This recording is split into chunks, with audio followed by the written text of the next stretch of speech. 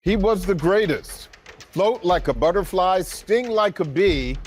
There was never a boxer like him before, nor has there been one like him since. But there was so much more to Muhammad Ali than what he did inside the ring. Ali was bigger than boxing. Good evening, and welcome to another special edition of The Daily Drum in collaboration with our sister station, WHUT-TV. For the next hour, we're going to take a look at the life of the greatest alchemist of the sweet science. What Ali's athletic prowess allowed him to achieve when the gloves were off. We have a great panel to look at the many facets of Ali's life. Now, we will not take any phone calls tonight, but we invite you to join the conversation online using the hashtag AliWHUR. Tonight's discussion is being streamed live on WHUR.com, Facebook, and YouTube. So we begin our discussion with Ali, the historical figure, how the greatest came to be just that. My first guest is Dr. Greg Carr, chair of the Afro-American Studies Department at Howard University. Dr. Carr, thank you so much for joining us. It's always a pleasure to be with you, brother, and especially on this topic. Good to see you, Harold. Good to see you too. So, of course, Muhammad Ali was not born Muhammad Ali. He was Cassius Clay. That's right. And really came to national prominence in 1960 at the Rome Olympics. Let's talk about that 1960 Rome Olympics when he really exploded on the international scene. Well, you know, it's interesting, Harold, in many ways, the life of Muhammad Ali, the public life of Muhammad Ali, traces the post World War II changing in the global order as it relates to non-white people in general and Black people specifically. That Rome Olympics of 1960 comes right at the same time that you see the African independence movement, the burgeoning Caribbean independence movement, the creation of non-aligned movements connecting a lot of the newly independent nations. And what converges there in Rome in 1960 is a group of young people of African descent who burst upon a world stage in a world that's very much changing. By the end of that decade, of course, in 68, we have the 68 Olympics where it really comes into focus. And everybody remembers that George Foreman waved the American flag around in the ring in 1968 as Carlos and Smith were putting their fists in the air, which made 1974, when Ali gave him that whipping, all the more special for Black folk. But in 1960, you know, in addition to Ali, that was the Olympics team that had folk from my alma mater, particularly Black women like Wilma Rudolph, Mae Faggs, and the great Tennessee State Tiger Bells. And they're all very close to Ali. It is said that Muhammad Ali basically turned the Olympic Village in 1960 into his personal fiefdom, shaking hands, signing autographs, taking pictures with everyone, and that kind of magnetic personality that overflowed those Olympics as he won that gold medal. And of course, we all know the story about him coming back and throwing that medal into the Ohio River. I think that really is where Muhammad Ali began to get a sense of the world beyond the United States. And that had a great deal to do in terms of shaping his awareness as an emerging global citizen, and impacted what he did over the next decade and then for the rest of his life. And I think the interesting thing is, as a boxer, he had a great legacy to follow, but it really was, as it relates to world champions, limited. I mean, you had Jack Johnson, you had Joe Louis, and then you had Muhammad Ali.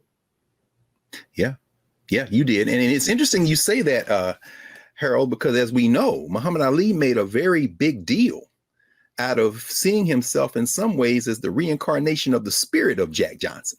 The famous shout, "Ghost in the house," when Ali appeared for training, is a direct link to Jack Johnson.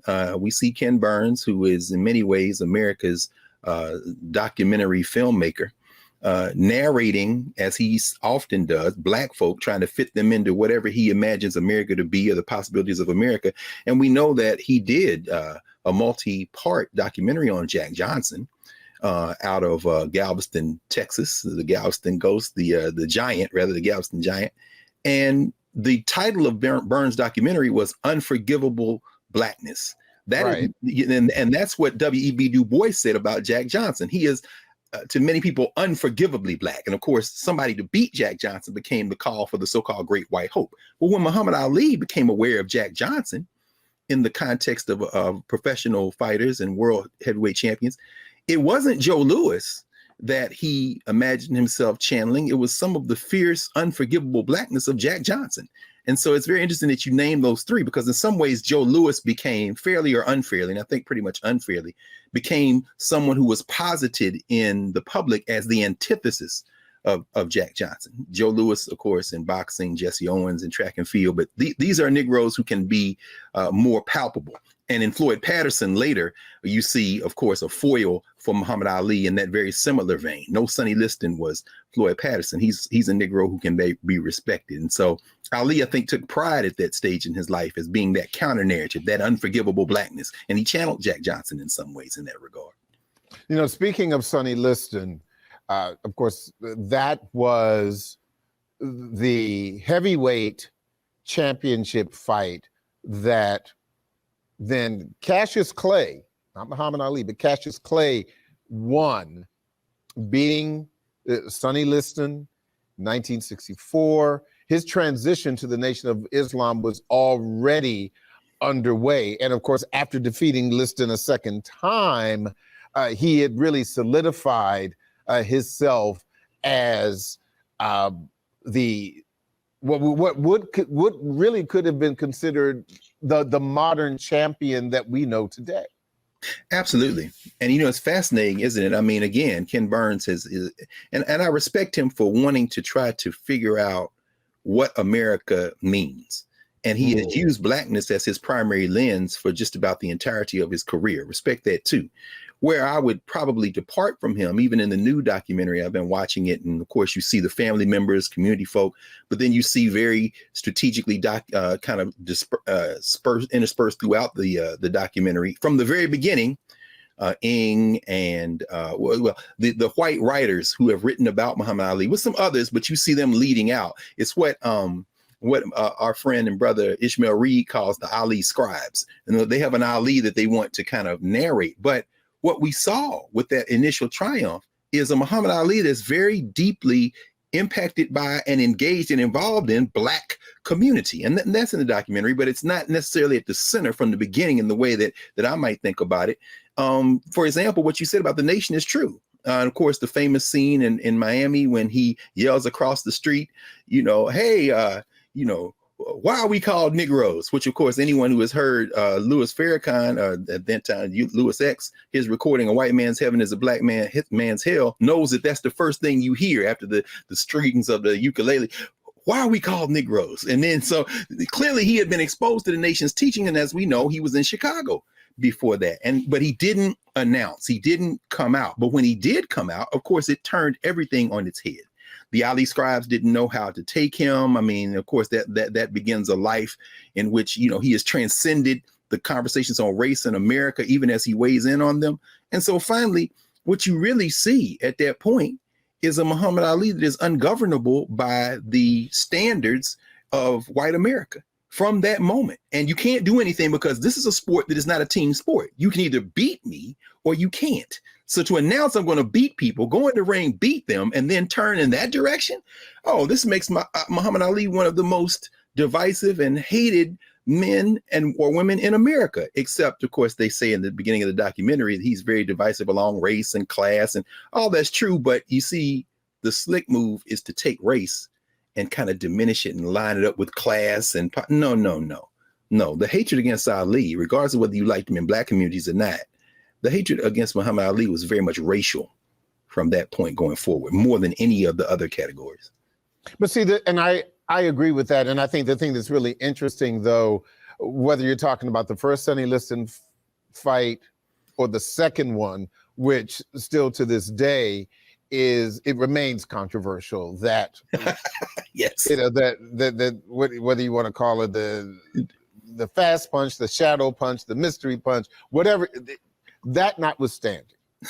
But you're talking about this person, this so pretty person who's this clean kid who is now, from the perspective of like you said, the white scribes, the white sports writers, is now introducing this so-called strange black religion. Mm-hmm. But then you've got Sonny Liston, who was, Sonny Liston was not a clean person. And he was, and he was considered, a thug. Sure.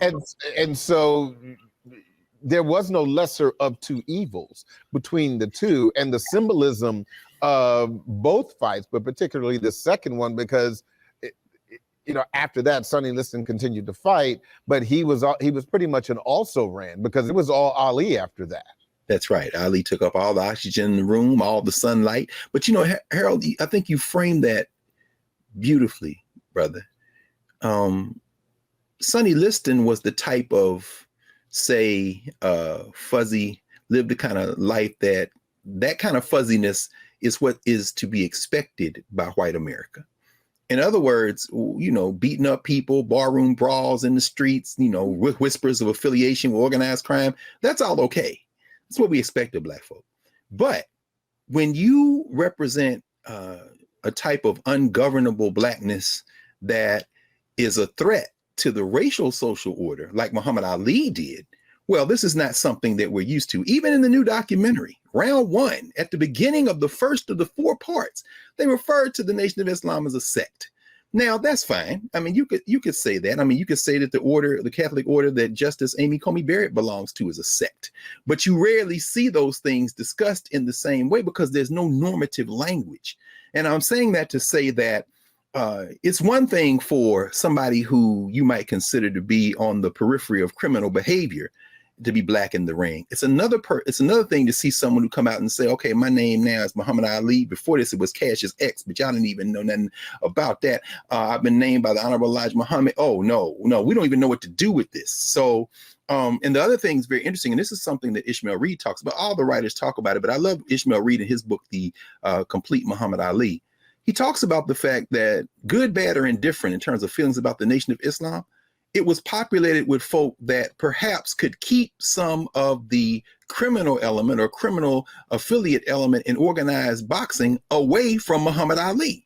And that's a story that is fascinating in and of itself. I mean, there are experts who can talk about this in a great deal more detail than I can, but I think it's fascinating to understand that while a lot of the air in the room in the conversation about Ali is about the Nation of Islam as a religious formation, as a formation in black communities, we can't also forget that there are some other real world implications for Ali being associated with the Nation of Islam that might displace a Muhammad Ali, or at least extract Muhammad Ali from the types of politics in terms of boxing that other black fighters like a Sonny Liston might be subject to and eventually, ultimately like subsumed by. Ali couldn't be controlled in the same way as a Sonny Liston, for example.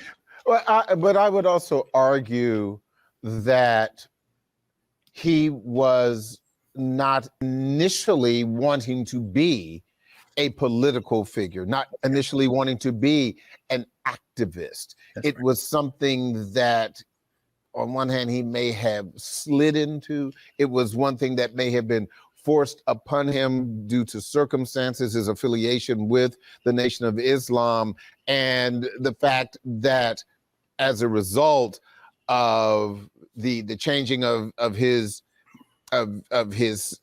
situation with the draft, yes, and the fight with the U.S. government, and refusing to go to Vietnam, that really pushed him into the position of being activist and political person. Well, absolutely, Harold. Absolutely. Again, the life of Muhammad Ali in so many ways intersects with, mirrors, allows us a through line to trace developments in the black world in general, the world in general, and black America in particular over the arc of his life. That is absolutely correct. Joining the Nation of Islam, whether he knew it or not, being in deep conversation with Muhammad Ali, even a Sam Cooke figure for that matter, whether he knew it or not. And again, he was so young. 20, 21, 22, being pulled into that. And then, of course, the assassination of Malcolm X after 1965, he's all in with the nation. And now the United States has entered Vietnam. By the end of the decade, Muhammad Ali has literally put his freedom on the line propelled by being a member of the Nation of Islam, but he's politicized by a war that politicized everybody in the country. Of course, Martin King comes out against the war in 1967. He's dead a year later. And in that very same window, Muhammad Ali is offered up before the Supreme Court of the United States on being charged with draft evasion. I mean, the documentary, the Trials of Muhammad Ali, is a very good documentary on this in this regard, because it kind of traces that arc. No, I don't think he set out to do that. But of course, by the end of the decade, when he can't work for those 3 years, he, in his craft, he travels the country going and giving lectures at white schools and HBCUs, including Howard University, famously waving a copy of Message to the Black Man on the steps of Frederick Douglass Hall with Nathan Hare standing behind him, who is soon about to be let go by Howard, who is one of the founding fathers of Black studies. Because so Muhammad Ali is absorbing all of that, reflecting all of that, and being pulled along by the tides of history with all of that. But because of his outsized personality, restored, of course, to be able to compete. 1970, Jerry Quarry, I think it was, and now he's on his way again. That high mark of 1974 in Africa with a concert that precedes it with the Spinners and Bill Withers and Celia Cruz and so many other people, Miriam Makeba, all these people together by a promoter, Don King, who ain't necessarily a Pan-Africanist, but who can see that this is where it's going. James Brown there in the middle of Congo. What you see, then known as Zaire, with a dictator who's oppressing his people. Muhammad Ali has all of these forces around him, and somehow through the sheer will of his personality, his intellect, and that lens, he reflects all of it back, overflows the boundaries of the United States in many ways. But if you had asked him in 1960, is this what you see for yourself? Ali might say, yeah, that's what I saw for myself. But in his mind, no way can you predict that, brother. These were historical forces, and Ali just had the ability to ride them. Now, and here's the other piece, do you believe, or when do you believe that we saw the wholesale change in Ali? Was it after he won the case against the federal government? He was out for more than 3 years, and we know that his skills had been diminished, even though he was becoming larger than life. But do you believe that he changed? Did the boxing world change? Did the world change? What do you think was going on during the 1970s for Ali? All of those things, Harold, I think you said, and I think by naming that third one last, you kind of put a bow on it. The world changed. The world changed, brother. I mean, for those several years, he's not inactive. He's touring. He's in Black communities. He's all over television. Because again, the Ali scribes, whether it be Dick Cavett, whether it be the writers, Cosell and them, they are attempting to, I don't know that they're attempting to understand him as much as they're attempting to narrate him. Because that's what this society tries to do to Black people. I mean, Ken Burns is doing it again. We want to narrate you. We want to understand you. We want to give but Ali is unnarratable in this American framework. And during those several years, he is in constant dialogue, even as he's being constantly paraded before the public. And as he says, I'm the one that got away. I'm the one you can't stop looking at. And I'm the one that's going to tell it the way I think it. I'm not fighting overseas. No Viet Cong ever called me the N-word. And so you see all that going on at the same time. And I think that 3 year period is really the period where you see this emergence. By the time you get to the early 70s, you really can't, you can't be neutral about Muhammad Ali. But here's the problem. As in America, if you're a sports performer, this country, white folk just want you to shut up and dribble. Ali's way past that by the time he gets his license back. And ironically, if you read that Supreme Court case, the ironic thing about that Supreme Court case is that if, the Supreme Court did not decide on the merits, because if they had allowed Muhammad Ali not to be included in the draft as a conscientious objector because of his religious beliefs, they were worried, among other things, that the next day, everybody Black in the country would join the Nation of Islam. So they had to throw it out on a technicality, brother. They couldn't just let that happen. I mean, but Ali is learning that whole time. By the time you get to him defeating George Foreman, and then the following year, his autobiography comes out, co-written, ghostwritten, really, by Richard Durham. If y'all know Richard Durham was a very important writer from the 1930s, 40s, and 50s, Black writer out of Chicago, and who acquired that volume, The Greatest, that came out in 1975, an editor at Random House by the name of Toni Morrison. Muhammad Ali now becomes part of something that I don't even know if he had wanted to turn back. He would have been able to. That's exactly right. Yeah.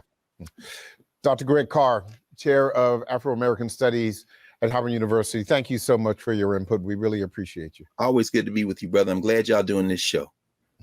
Well, joining me now to talk about Ali's connection to the DMV is professional boxing promoter Jeff Gatling.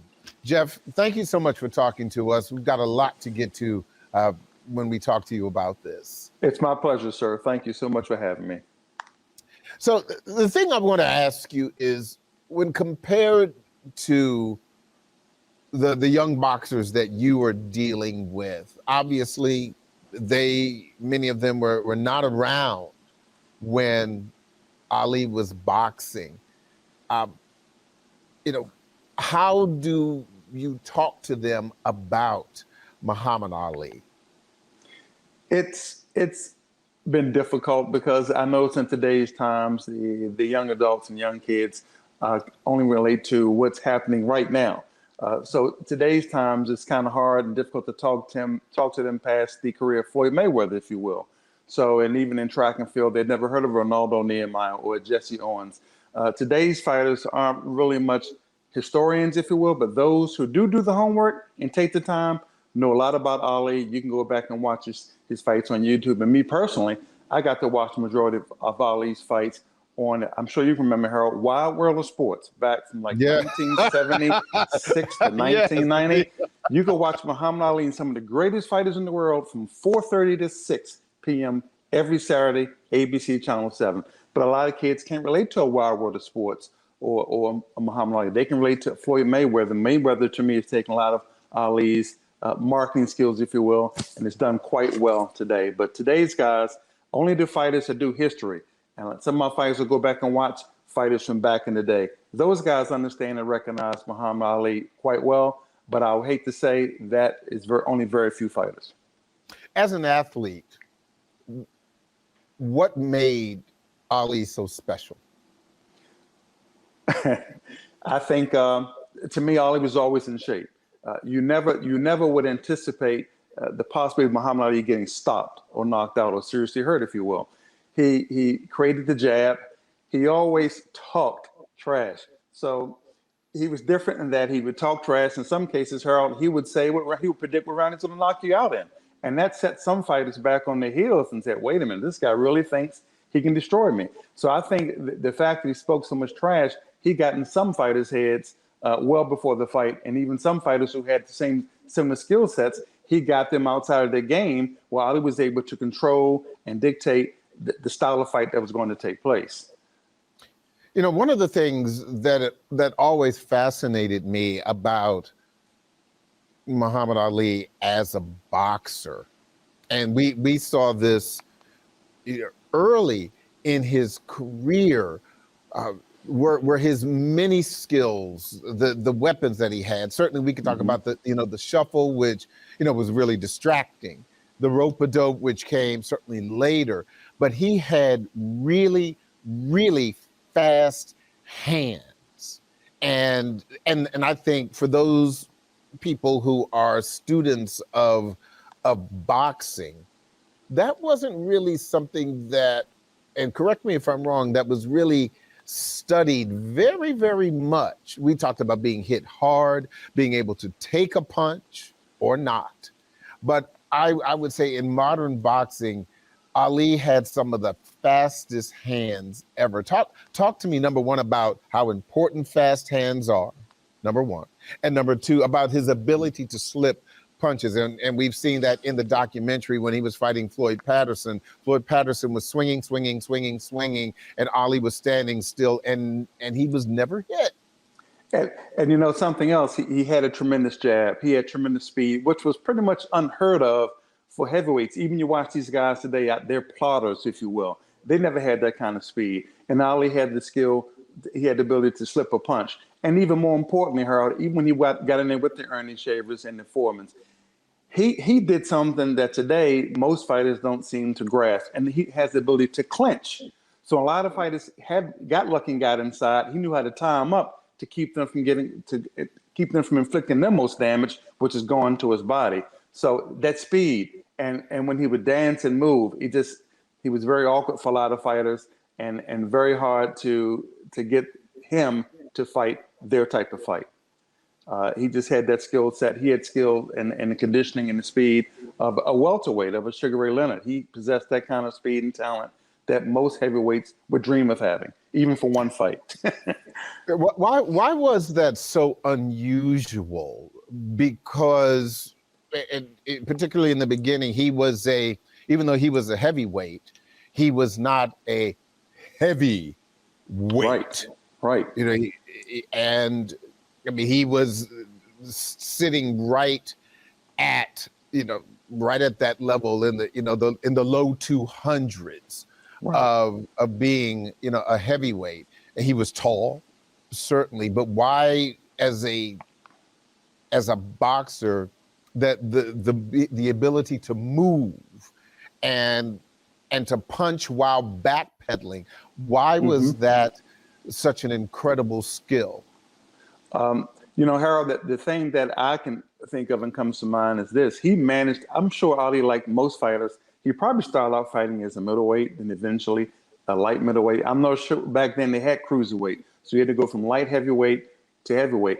He had the uncanny ability, or had the talent enough to, unlike most fighters, he could go up in weight, but never lost his speed. A lot of these fighters today go up in weight and they lose the speed. Sometimes they lose the power, or they can't take quite a bit of a punch going up in weight like Ali could. But I just think he just constantly worked at it, and I'm not sure what weight he started out at. I would venture to say he was tall, maybe started at 160, middleweight, and then light heavyweight. But for some reason, I think because he always trained, he managed to maintain and keep that speed, that jab, that fighters call it stick. He kept that jab, and it was a weapon.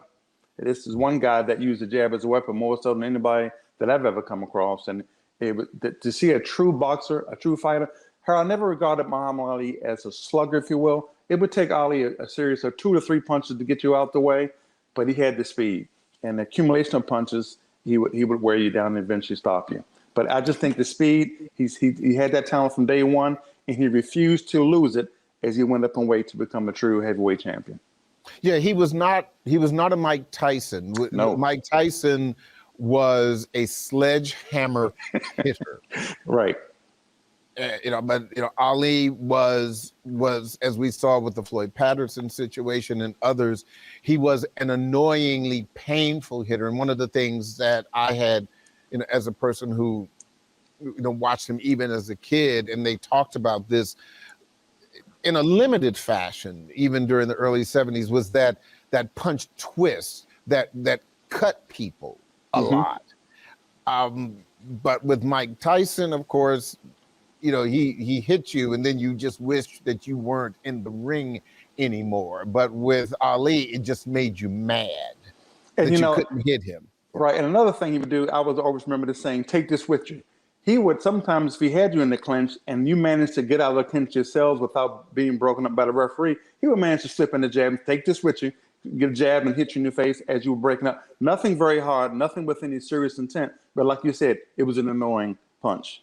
And he would just annoy these fighters and get inside their head, and the rest was history. I have to take a break in just a bit, but I want to bring you back after this because I have some questions. But I wanted you to share, just before the break, just one critical thing that from a boxing promoter, the thing that's really struck you about Ali, and perhaps something that other promoters or boxers can learn from it. Very easy. Muhammad Ali, like Floyd Mayweather today, you either love to see him win or you love to see him lose, because he would talk so much trash. Some people just couldn't stand that. Some people follow other fighters and they just said, this guy's got too much mouth. So sometimes he drew just as many fans to back then, Wild World of Sports, to watch him get beat as just as many fans to watch him succeed and prevail. Jeff, stay with us. We're going to talk to you again in just a bit, but we're going to take a quick station break and say goodbye to our 96.3 WHUR audience. This conversation will continue online on Sirius XM channel 141 HUR Voices, 96.3 HD2, and 98.3 FM. Ali, Bigger Than Boxing, will continue in a few seconds.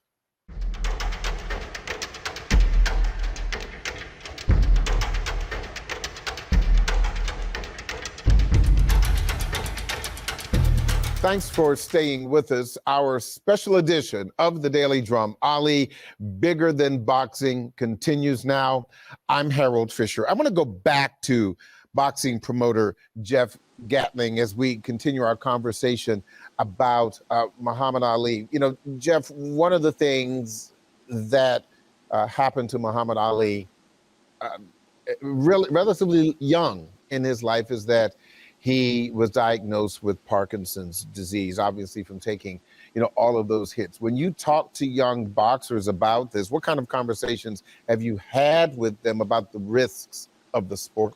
Very good question. Let me just go back very briefly, Harold, and say this. I'm not sure if you ever followed professional basketball, but Bill Walton and Yao Ming had to retire from the sport because they had bad feet. Playing basketball just expedited that condition. I'm convinced that Muhammad Ali would have contracted Parkinson's syndrome regardless. Boxing only expedited it. I don't think boxing caused it. I think he would have had the illness, but boxing expedited it. It's unheard of to get Parkinson's at the age of 42, 2 years after he finished his career with Trevor Burbitt, but he got it at a very young age of 42. And when I met him around that time, he could only whisper a few words. So that was shocking. But because of that, when I talk to these fighters today, I give them the same message, Harold, and that is this. You only have one mind and one body.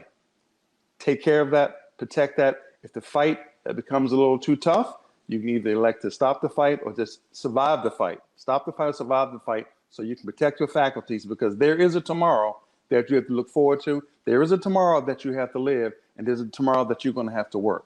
So I tell these guys to, and I even tell them, Harold, when they're fighting and they're rising and having success, now is the time to build your brand, because you're one punch away from career two, part two.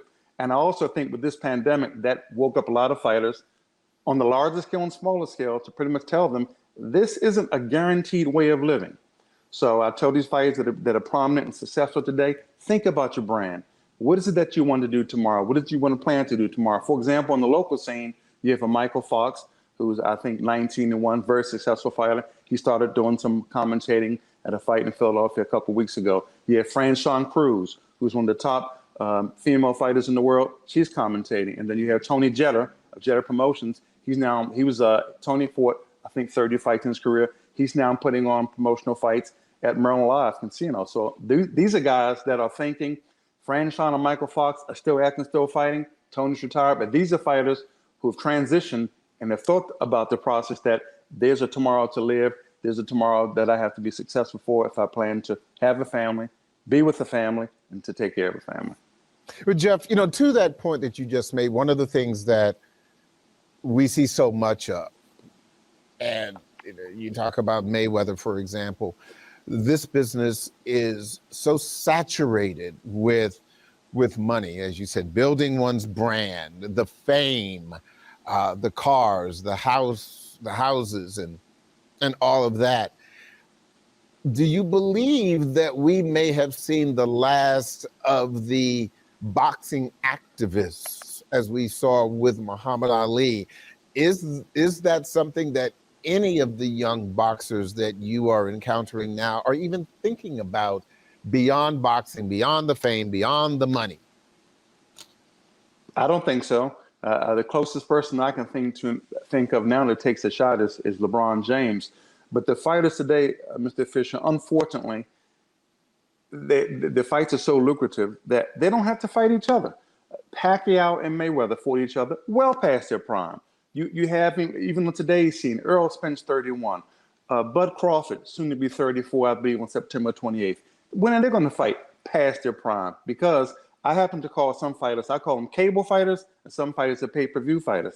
Unfortunately, if you fight on Showtime, you can bring home a payday of $3 to $4 million. If you fight pay-per-view, it can be $20 to $30 million. So they're comfortable. These promoters who have these fighters are able to keep these fighters from fighting each other because the paydays are so good. And these fighters recognize that. Muhammad Ali was fighting 3 to 4 times a year, sir, into his mid-30s.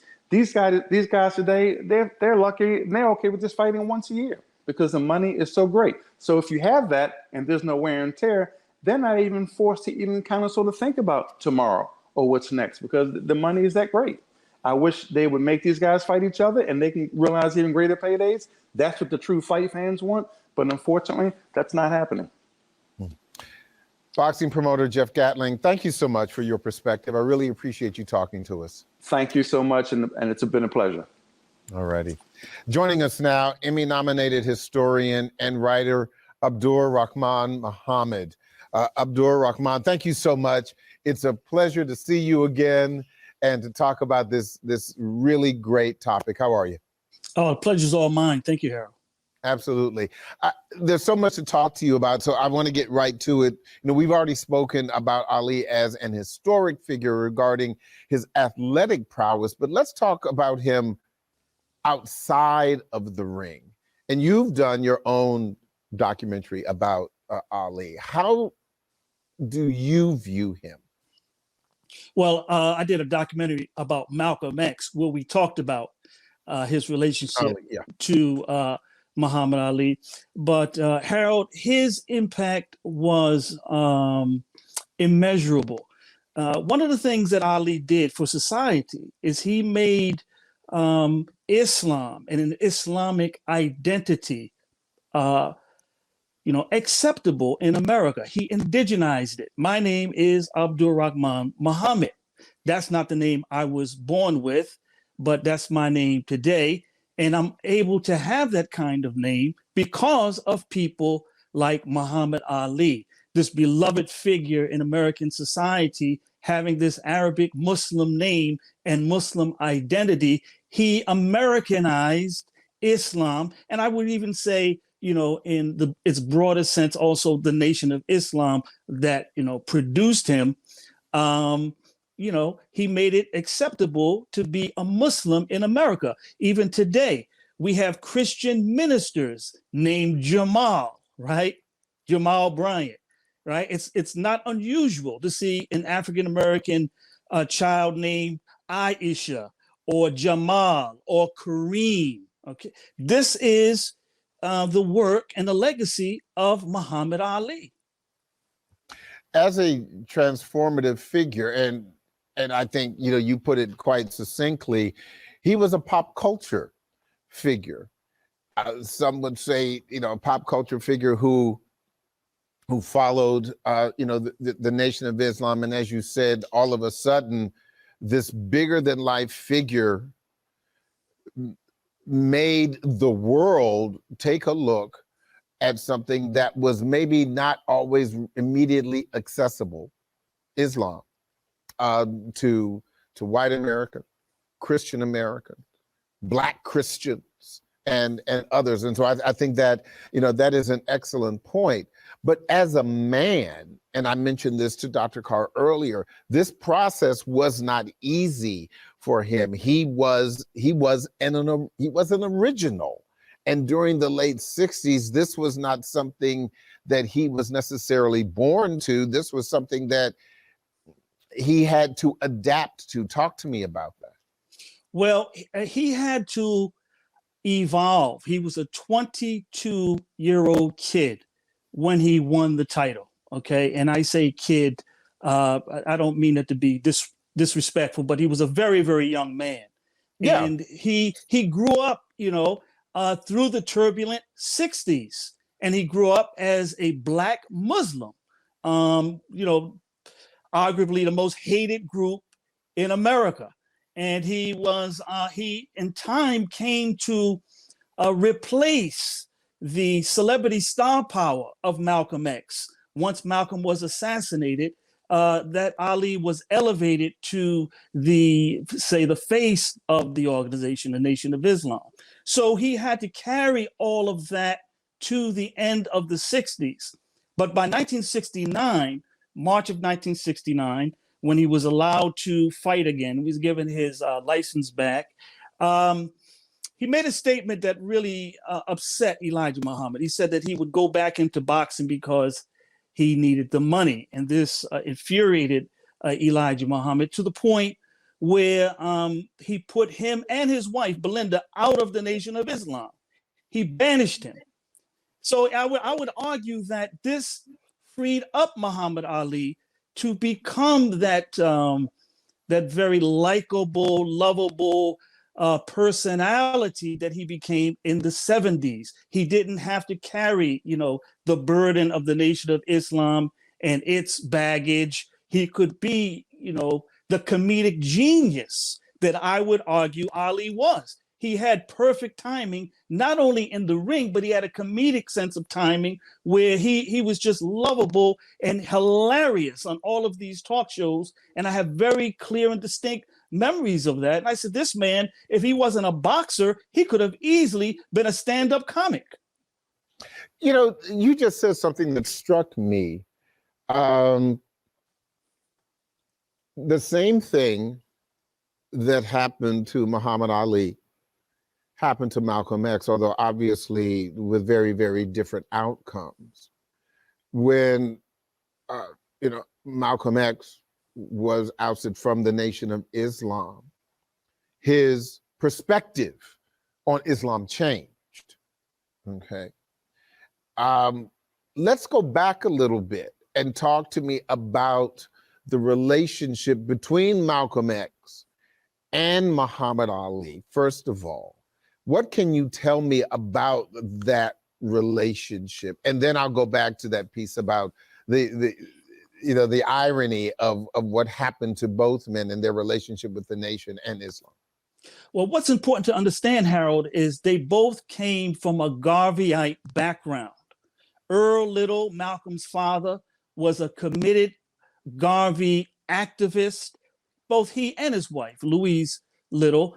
And the same thing could be said for Muhammad Ali, Cassius Clay. His father, Cash, was a committed Garveyite, which is the reason why he refused to take a job. He was a sign painter. He was an artist, but he was denied so many opportunities. Because of his race. And he's the one who taught his son, Muhammad Ali, to do for self. And this is the reason why he and Malcolm got along, so well, is because they both came out of that Garveyite context. And then, of course, as I said, the irony of all of that was, when Malcolm was ousted from the Nation of Islam, and he had the revelations, when the pilgrimage to Mecca, and realized that there were, followers of Islam of different colors, of different backgrounds. Harold, let me interject this, because I was asked a question about this by one of the writers and historians in this new documentary on PBS. Jonathan Ige, he asked me a question. He said, why do you think that Elijah Muhammad was so stern against Muhammad Ali and so harsh? He felt it was harsh to put Ali out and to even strip him of his name. And he couldn't understand why Elijah Muhammad would take such a strong stance. And I had to explain to him that, look, he could not allow with Muhammad Ali what happened with Malcolm, where the man became larger than the organization. Not only that, the Nation of Islam, it attracted entertainers and people, very charismatic individuals who had, careers in entertainment before they joined the nation, chief of which is Louis Farrakhan, people like that, who gave up a very lucrative career in show business, put down his music, put down his calypso, put down his violin playing, his singing, an incredibly talented musician and artist. He gave it all up for the nation. So if Elijah Muhammad allows Muhammad Ali to go back into the world of sport and play, this would have created, a trial for his other ministers and followers who had given up their careers. And he couldn't have that type, of upheaval in his organization. Which goes to my next point. Malcolm X, of course, assassinated, after being removed from the Nation of Islam. The irony is that after being removed from the Nation of Islam, Muhammad Ali, became even bigger than life. And I remember personally during the 1970s that at one point Muhammad Ali was the most recognized person in the world, which goes to the point that you just made. Well, that's exactly right. I mean, when you have the name Muhammad Ali and you're the heavyweight champion of the world, that means you're going to be an international personality because, Islam before a Muhammad Ali was something that was strange to America. America wasn't known to have any type of large population of Muslims. And here you have the heavyweight champion of the world uplifting this world religion that is misunderstood, so misunderstood in the West. He lifts it up and gives it legitimacy and honor and respect in the world. And so this means he's going to be heralded in Saudi Arabia. He's going to be heralded in Pakistan, in Indonesia, in Malaysia, in Mali, in Senegal, and on and on and on. He becomes, an international sensation because of his sincere commitment to his beliefs. Do you believe that Muhammad Ali had a second act? Oh, absolutely, I do. The point I was trying to get at earlier is once he got put out of the nation in 1969, he becomes something of an ambassador for Islam, especially after he got stricken with Parkinson's. He sees this as sort of divine recompense for some of the things that were not right in his life, some of the mistakes that he made in his life, or some of he would call bad behavior on his part. He used to say, don't feel bad for me when you look at me with this condition. He said, I know why I have this, and he saw his life as one of an ambassador for Islam. And he also saw himself as a doer of good. And he gave millions and millions and millions of dollars away to any number of causes and individuals and people. All you had to do was make your case. If you could get before Muhammad Ali and give him a good story, he would come right out of his pocket. Here's $35,000, like it wasn't anything. So that brings me to my next question. Do you believe that Muhammad Ali changed the world, or did the world change and he was in the right place at the right time during the latter part of his life? Because if you look at the trajectory of his life, and even watching the Ken Burns documentary, for years when he was fighting throughout the 60s, he was booed in the ring. And his life followed the turbulent 60s. You could talk about, the Nation of Islam being this religious outlier for the majority, and people not understanding it, not just white people, but Black people.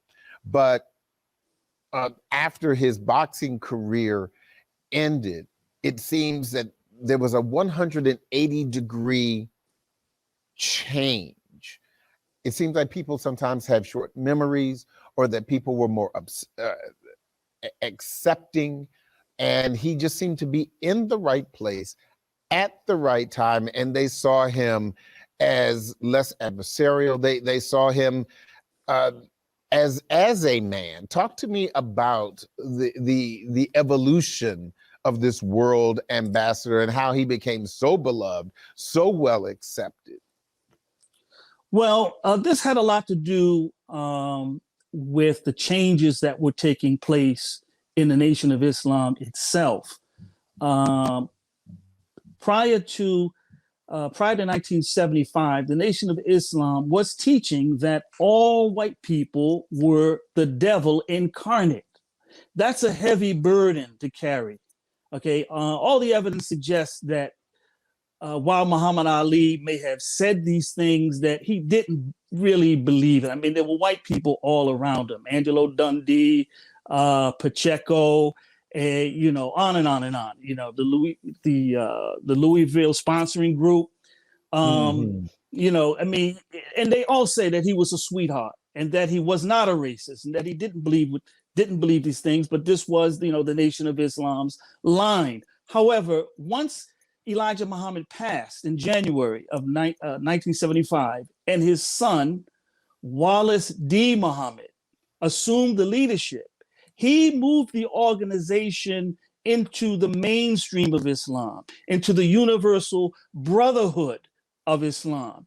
And this allowed Muhammad to drop this albatross of this white devil doctrine and become the person that he really was, which was a people person, a loving person, a man who, you know, really loved everybody. He really did. And he was a great human being. And this phase of his life, he could really experience the universal brotherhood of Islam, and he could share it and see the oneness of all humanity without the burden of having to carry, you know, this very, you know, obnoxious doctrine, quite frankly, you know, that, you know, any one race is pure evil. That's a terrible thing to have to carry and to have to preach. And once he was rid of that through this transition under Imam Wallace D. Muhammad, you see the changes in him. You see him transform right before your eyes. What part did his family play during the latter part of his life in helping to cultivate his brand and to make all that you've just described even a more positive brand for the rest of the world? I mean, you know, daughters, you know, his wife, his family became even more public than they were when he was boxing. Well, that's true. You know, I would even go back to like 9/11, you know, when the world was, you know, rocked by this horrific atrocity that took place in New York. Muhammad Ali was seen as proof that his being, his personality was seen as being proof positive that Muslims in general would never sign on to such an atrocious act. And he, you know, he was beloved, and this goodwill that he had, it did kind of transfer it to his children. You know, his daughters became public personalities, fighters in the ring just like him. And his new wife, Lonnie, helped him to get his affairs straight, and she cut off all the leeches and the hangers on, because a lot of people don't know that as the 80s and the 90s moved on, Muhammad Ali was, he was a forgotten figure, and he was broke really. And his wife, Lonnie, is the one who got his affairs in order. She branded him and made sure that he would be taken care of for the rest of his life. Yeah. Any final thoughts, from your perspective as historian, documentary filmmaker? What do you think that Muhammad Ali's legacy is? I believe his legacy is that he will be remembered as one of the great personalities in American history. I believe he sits on the same stage with an Abraham Lincoln, with George Washington. I believe he's a great American. He represents the American story with all its complexities, and I believe that his strength and what he represented for the Black community and for Black men in particular will live on and on and on for generations to come. Abdurrahman Muhammad, thank you so much for sharing your expertise and your insight. A great conversation, and I really appreciate your time. Thank you so much, Harold. I want to thank my guests for joining me for tonight's conversation, and I wanted to share this with you as well.